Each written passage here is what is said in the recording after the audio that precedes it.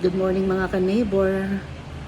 Tapos na po ang inyong ka-neighbor. Hindi pa naglilinis dito sa daycare. So, may isa pa akong bata na susunduin dito. Hindi pa dumarating yung kanyang tito. Kaya still, I'm here in the center. After po nito ay saka ako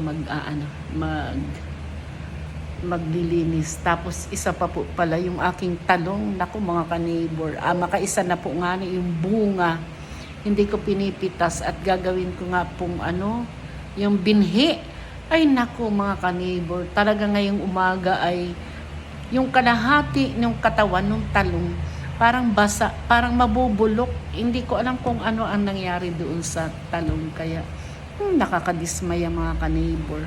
Akala ko ay magkakaroon ako ng similya kasi maganda po yun at kulay green. Hindi po siya yung araw-araw, siya po ay yung parang kulay, parang yung pong violet na talong. So hindi siya araw-araw. Kaya mahal po kasi ang kilo nun. Akala ko ay magiging binhi. Ay naku, talaga mga ka-neighbor. Kaya ayun, sana ay yung natitirang kalahati po ay matuyo. Kasi panay po ang ulan dito mga ka-neighbor.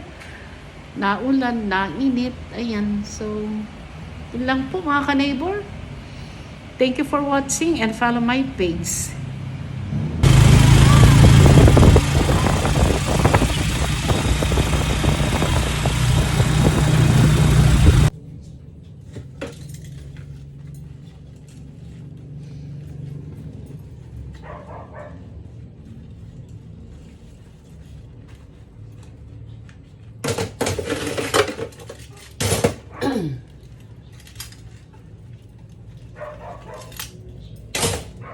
Naghugas naman mga ka-neighbor. Ito, time naman para maghugas ng pinagkainan mga ka-neighbor.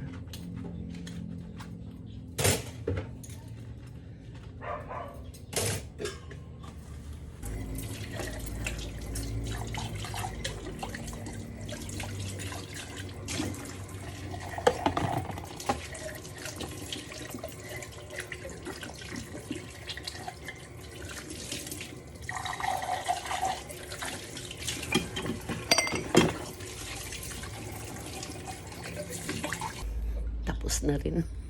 Nakatapos na rin mga ka-neighbor. Kain tayo mga ka-neighbor.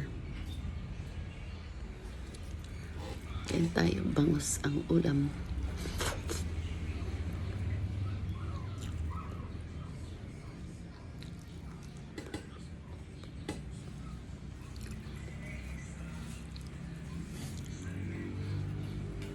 Kain ng itam.